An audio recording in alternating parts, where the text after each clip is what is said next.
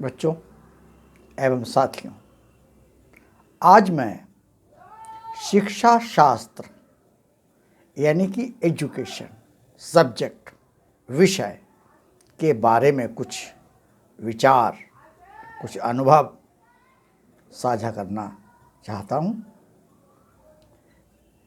देखिए, subject education जो है, अगर देखा जाए तो उसमें संपूर्ण शिक्षा की बात की जाती है।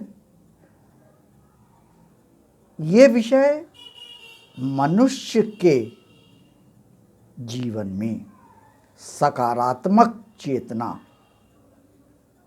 बिखेरता है या उसका मार्ग प्रशस्त करता है।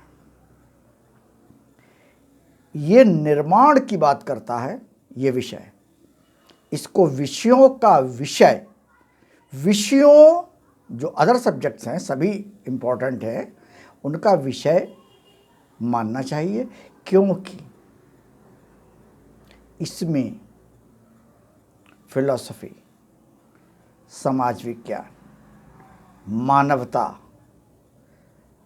आदि तमाम फैक्टर्स, तमाम इम्पोर्टेंट वैज्ञानिकता, तमाम फैक्टर्स चीज़ें इसमें सम्मिलित हैं।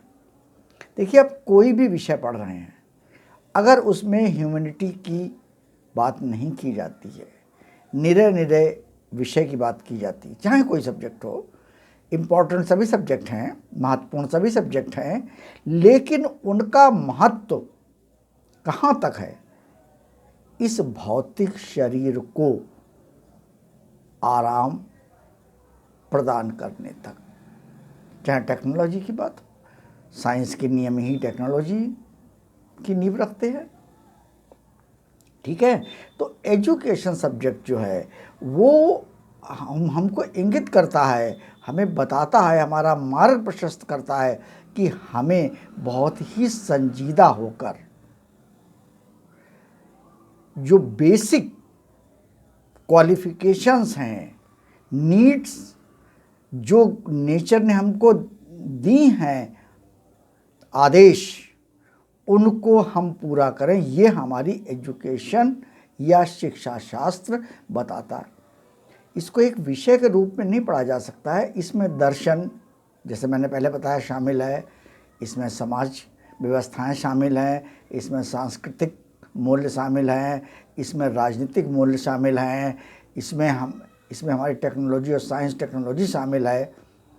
तो जो हमारे एजुकेशन सब्जेक्ट है, इसको अगर हम बहुत ही ध्यान से देखें और उसको एनालाइज करें, तो ये एक मोक्ष, एक कॉन्सेप्ट जो है मैथोलॉजी में, मोक्ष का मार्ग प्रशस्त करने वाला सब्जेक्ट है, क्योंकि हमारी सीमाएं निर्धारित करता है ये सब्जेक्ट कि नहीं, बस इतनी ही सीमा है तुम्हारी, उसके बाद अगर तुम करोगे तो तुम्हारा डिरेलमेंट निश्चित है।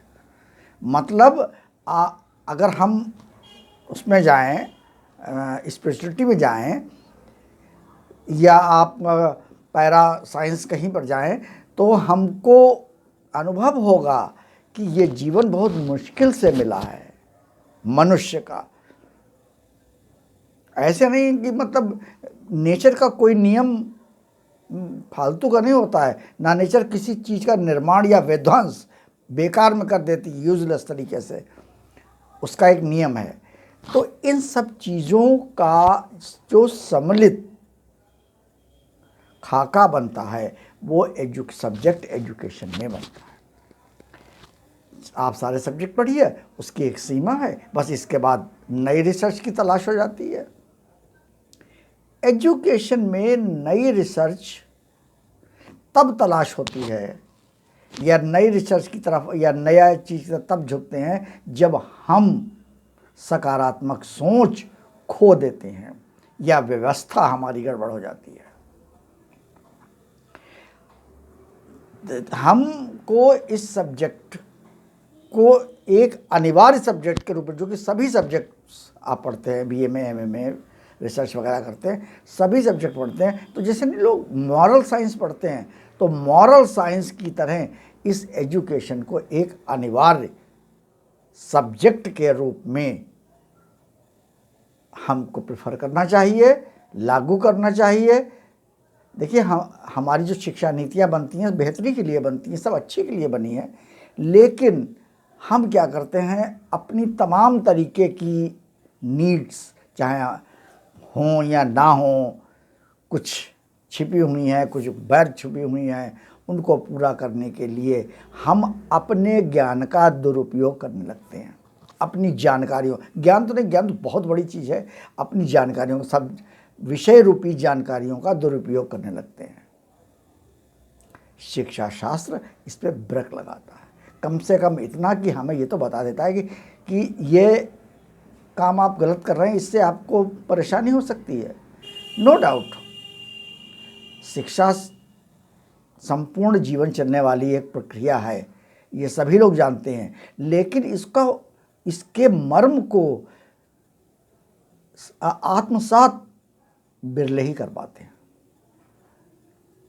ठीक है, तो हमारा यहाँ कहना है कि एजुकेशन सब्जेक्ट जो है वो सब्जेक्ट्स का सब्जेक्ट है, इसको अनिवार्य रूप से सभी सब्जेक्ट्स में शामिल करना चाहिए। भाई, हमारी एजुकेशन व्यवस्था प्रणाली क्या थी, क्या है, बीच में क्या रही या क्या संभावित है, उसको हम बेटर बना सकते हैं।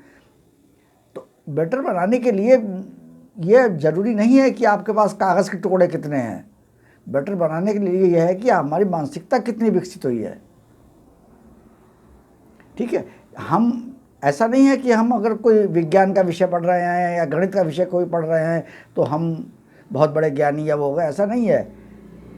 हमें अपने ज्ञान का संतुलन, शिक्षा शास्त्र है ये, शास्त्र शब्द की व्याख्या आपको करनी चाहिए, समझना चाहिए शास्त्र क्या होता है। शास्त्र ऐसे नहीं लिख दिया जाता है, उसके अंतर्गत हमारी समझ विकसित होनी चाहिए। ठीक है, तो हम यही आप लोगों से साझा करना चाह रहे थे आपसे कि एजुकेशन जो सब्जेक्ट है वो एक लिमिटलेस स्पिरिचुअल सब्जेक्ट है।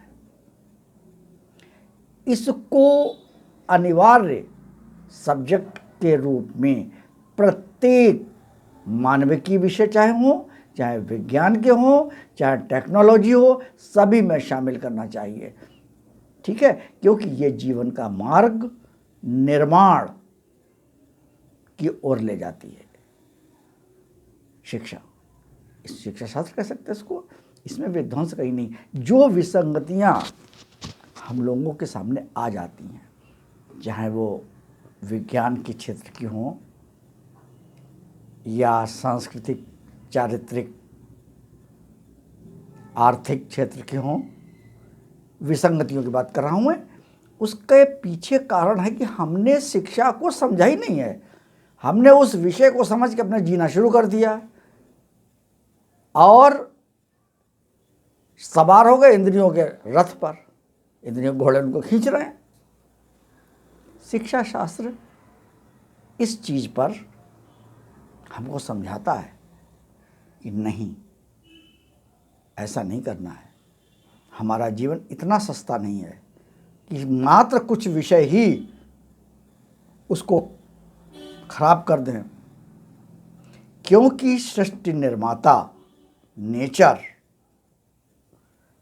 बहुत बड़ा टेक्नोलॉजिस्ट, साइंटिस्ट, फिलोसोफर या जो भी कुछ आप कहिए वो है, और वो हमारा मूल्यांकन सेकंड्स के 1000 में लाखवें हिस्से में भी करता रहता है।